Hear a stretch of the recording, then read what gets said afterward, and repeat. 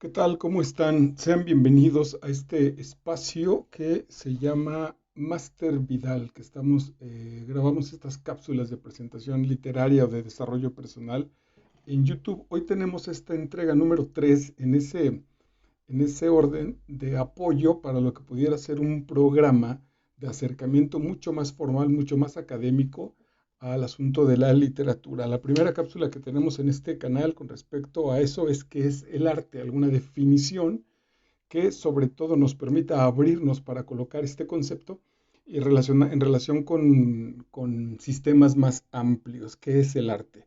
Después entregamos una que se llama ¿Por qué es importante la literatura en nuestra vida? Reflexiones sobre los sentimientos y sobre la idea que genera leer, cómo eso nos relaciona con el mundo exterior. Y hoy vamos a hacer el papel de la literatura en las bellas artes, que vamos a intentar definir, no de manera técnica, pero sí de manera muy clara y sencilla, como es la pretensión con estas entregas, qué es lo que hace de la literatura literatura, qué es lo que la hace diferente de otras expresiones artísticas y que le da su situación particular, tanto considerada como una situación artística, como lo que permite la distinción con respecto a las demás artes. Bueno, ya habíamos establecido que el arte se encarga de provocar una experiencia estética. Cuando tenemos eso, la intención de provocar una experiencia estética, de vivir una experiencia estética y además de provocar la experiencia estética en el espectador, y lo hacemos a partir del lenguaje escrito u oral, estamos hablando de literatura. Entonces, cuando a partir del lenguaje escrito u oral, yo pretendo que alguien o algunos o yo mismo participemos de una experiencia estética, estamos hablando de la creación de la literatura. ¿Cuál es el material que usa la literatura? El lenguaje y las palabras. Decía, pues incluso, y evidentemente, bueno, pues la impresión, cualquiera que esa haya sido, si hay una frase puesta en una pared y el asunto tiene un sentido estético, pretende que cuando leamos esa frase tengamos una experiencia estética más allá de si está denunciando algo, si está en contra de algo, si está siendo violenta. Cuando la tenemos solo para que al momento de ser leída genere una experiencia estética, entonces incluso así de ese tamaño estamos hablando de una obra literaria. Ya en términos académicos, el estudio de la literatura puede venir como de diferentes sistemas de mayor a menor en el sentido de particularidad, de generales a particulares. El primero pudiera ser la filosofía. ¿Por qué? Porque la filosofía hace preguntas. La filosofía es la ciencia que se encarga de cuestionar, básicamente, y de encontrar las razones y las verdades de los elementos que cuestiona. Entonces, en este universo de preguntas con respecto a todo, cuando nos contestamos preguntas a ese respecto del todo y la intención es que nuestros lectores, bueno, y lo ponemos por escrito, y nuestros lectores tengan esa experiencia estética, entonces de ahí parte el origen del estudio de la filosofía. De ahí, de esas ideas y de esas respuestas a nuestras situaciones vitales, cuando pretendemos hacerlo de manera estética, aparece la estética, la rama de la filosofía que se encarga del estudio de lo bello. De esa estética podríamos desprender el arte, la técnica que modifica los materiales con el fin de generar una experiencia de belleza. Cuando esa técnica que modifica los materiales, en este caso el lenguaje y las palabras, está puesta, está impresa o se transmite de manera oral, estamos hablando entonces de literatura. ¿De qué se nutre la literatura? ¿De dónde parte? ¿De dónde hace este juego? ¿De dónde tomo yo elementos, los convierto en un texto que busque una expresión estética, los plasmo y luego son leídos o no? Atención, porque ahí podríamos discutir y trabajar muchísimo, pero bueno, en este momento estamos sobre situaciones básicas. Una de ellas es de dónde se nutre la literatura, de la realidad, de todo lo perceptible. Mucha atención con este concepto. Recuerda que en este sentido la literatura permite un juego muy bonito como de crecimiento. Hay un poema de Pablo Neruda que creo que está en los 20 poemas de amor y una canción desesperada, que más o menos, no lo voy a citar literal porque se me acaba de ocurrir ahorita, donde al final del poema dice una cosa como, creo que nunca te voy a olvidar, nunca, nunca, nunca. Y la pregunta para mis alumnos era, ¿de dónde viene ese nunca? ¿Por qué pone 3 veces nunca? ¿Por qué no le basta con ponerlo una sola vez? ¿O por qué no lo pone 500? ¿Cuál sería la intención?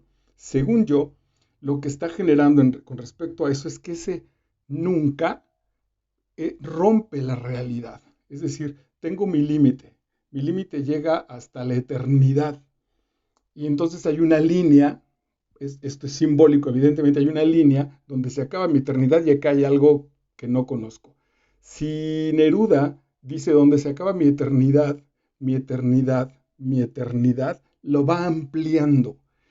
A partir de lo enamorado que está y del dolor que le provocó la ruptura amorosa, entonces ese olvido con respecto a la realidad va creciendo nunca, nunca, nunca, en una maravillosa paradoja.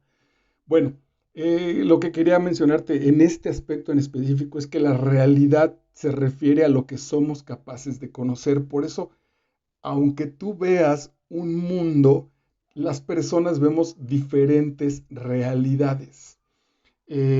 Por decir una cosa, esta pintura que está aquí a mis espaldas, tú puedes verla y dirás un cuadrito de un árbol. Bueno, para mí tiene muchísima más realidad, muchísima más profundidad en la realidad que lo que para cualquier espectador que no conoce la obra, que no sabe quién la pintó, que no sabe de dónde viene, que no sabe qué significa, que sin duda puede entrar y puede acceder a ese proceso, pero de entrada, aunque está puesta en la realidad, ahí imagina que es una especie de ventana que para mí tiene una mayor profundidad por lo que tiene de personal con respecto a mí.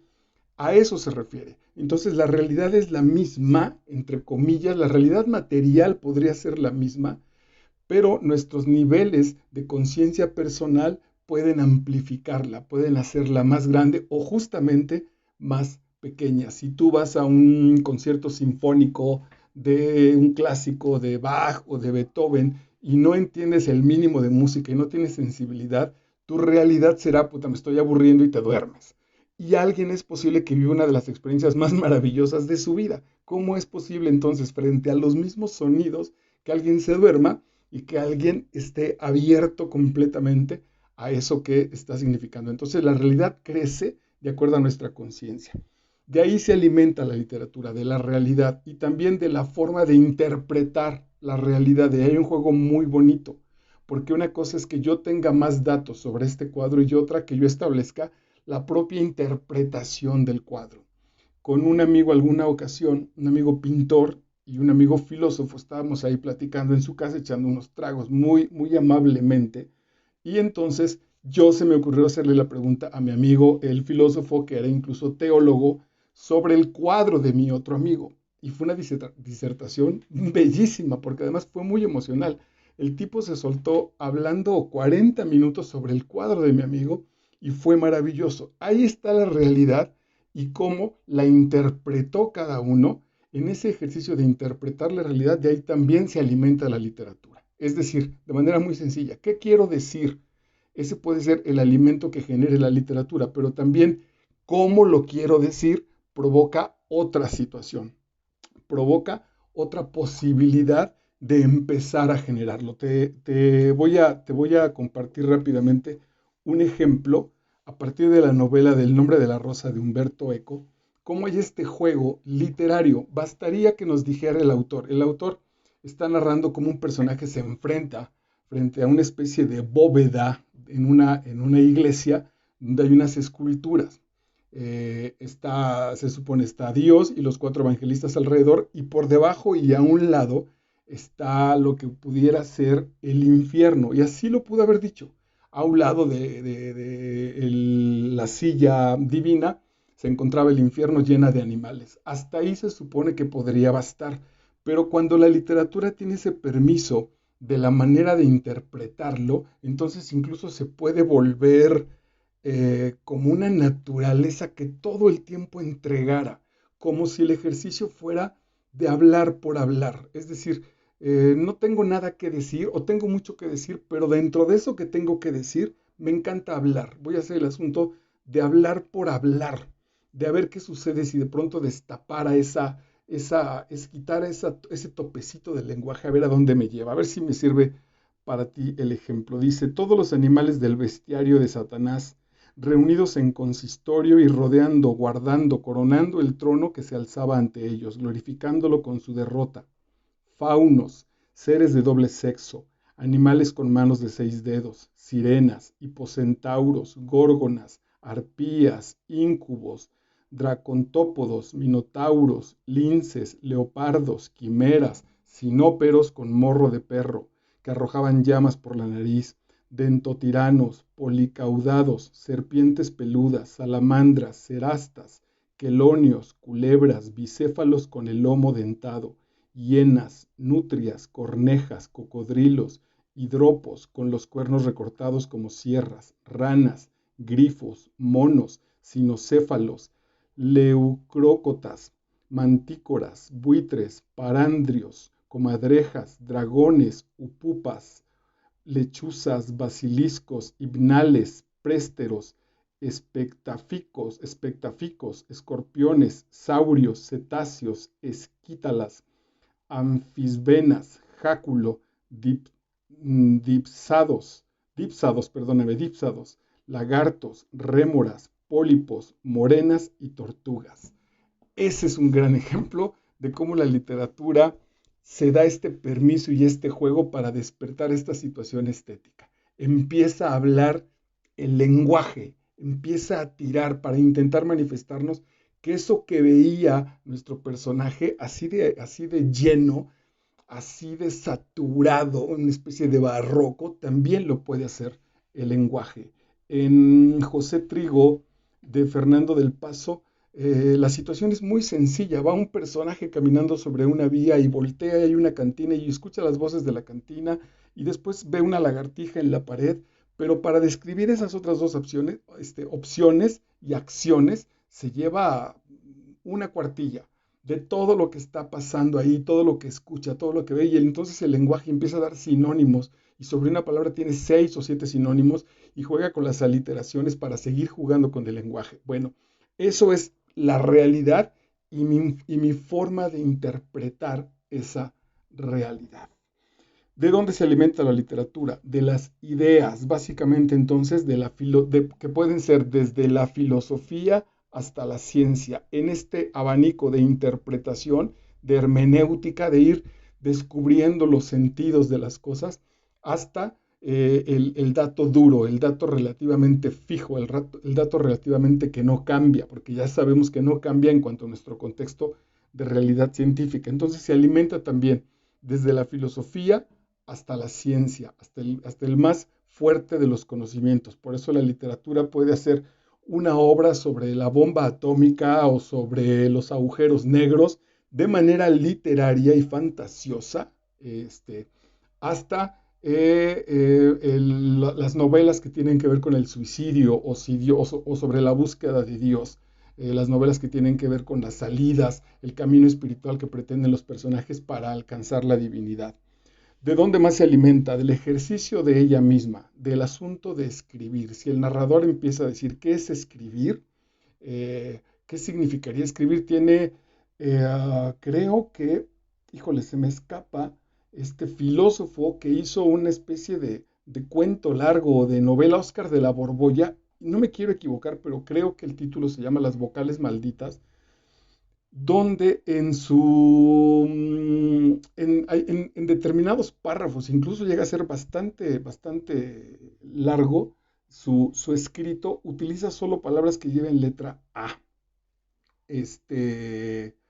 No sé, Ana la vaca, solo se me ocurren esas tres. Ana la vaca, y sigue tirando puras palabras que lleven A y consigue, y además les da una idea. Es evidentemente un juego, pero de ahí también se alimenta este ejercicio literario, de solo el proceso de hacerlo. Otra más que apunté de las 4 que generé, de la necesidad de embellecer y o destacar algún aspecto de la realidad. Recuerda que ya trabajamos en las cápsulas anteriores que embellecer no quiere decir necesariamente poner lo bonito, sino generar esa experiencia. Justo aquí en el texto de Humberto Eco del Nombre de la Rosa, lo que está viendo, la escultura que está viendo proyectada ahí de una iglesia es terrible. El tipo se queda paralizado, le da una especie hasta de convulsión nerviosa de la brutal imagen, porque para él también es una especie de enorme paradoja como en un recinto sagrado pueden expresar de manera tan clara y tan fidedigna las alimañas infernales, ¿no? Que es parte del proceso que están guardando la siempre bien respetada iglesia. Entonces, es una experiencia terrible, es una experiencia muy fuerte, pero que la ponen de todas maneras para vivir una experiencia estética,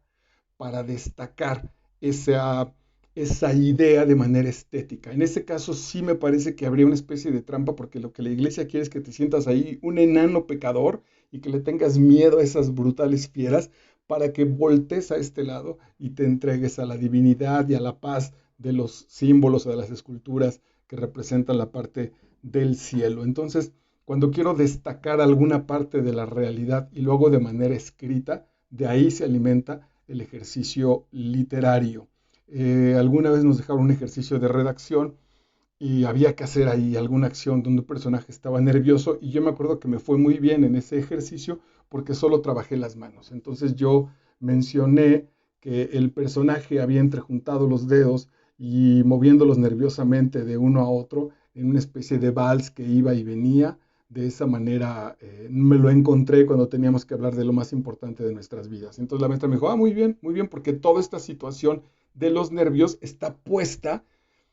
Si fuera un cuadro, entonces hubiéramos destacado un espacio en el túnel de Ernesto Sábato. Está su cuadro y tiene un pequeño hueco de vacío donde parece que hay una ventana. Pues el hueco es relativamente tan sugestivo que las personas voltean a verlo. Algunas pasan solo sin prestarle demasiada atención y otras se quedan ahí. Bueno, igual en el caso de las palabras, yo en ese momento elegí que el nerviosismo del personaje lo iba a poner como visualmente, como si yo fuera el dueño de la cámara, que en realidad sí lo soy, para hacerte ver la parte de las manos, destacar algún aspecto de la realidad. De eso también se alimenta la literatura. Ahora, la literatura alimenta directamente ya el ejercicio de escribir con belleza o para la belleza, alimenta directamente, sin duda alguna, al teatro. Fíjate que digo alimenta y no es el teatro, porque también hay teatro sin lenguaje escrito, sin duda alguna, e incluso de manera relativamente contemporánea, los autores, los directores, los teatreros de las últimas épocas, de los últimos 50 años muy posiblemente, han estado incluso más preocupados por, en términos del teatro, en términos ya de la presentación escénica, por lo que los personajes no dicen más que por lo que dicen, ¿no? Están muy preocupados por el cómo lo dicen, más que por la estructura literal de solo decir lo que el escritor me pidió. Entonces, y bien, hay algunos que incluso no usan lenguaje, ¿no? Hay teatro que no es hablado, no usan este lenguaje hablado o escrito y sigue siendo teatro, sin duda alguna. Pero bueno, él alimenta directamente a esa otra fuente de arte. Al cine, sin duda, los guiones son el sostenimiento, y no quisiera decir un porcentaje, pero son súper importantes en la determinación de una buena o de una mala película. Casi te podría decir que no hay película mala que no tenga un guión malo. Se necesita ser un muy mal director para tener un buen guión y echarlo a perder. La televisión, también en casi todas sus ramas, desde los noticieros hasta los programas de diversión, los chistes, los documentales, incluso los programas en vivo, todos tienen un sustento escrito, necesariamente.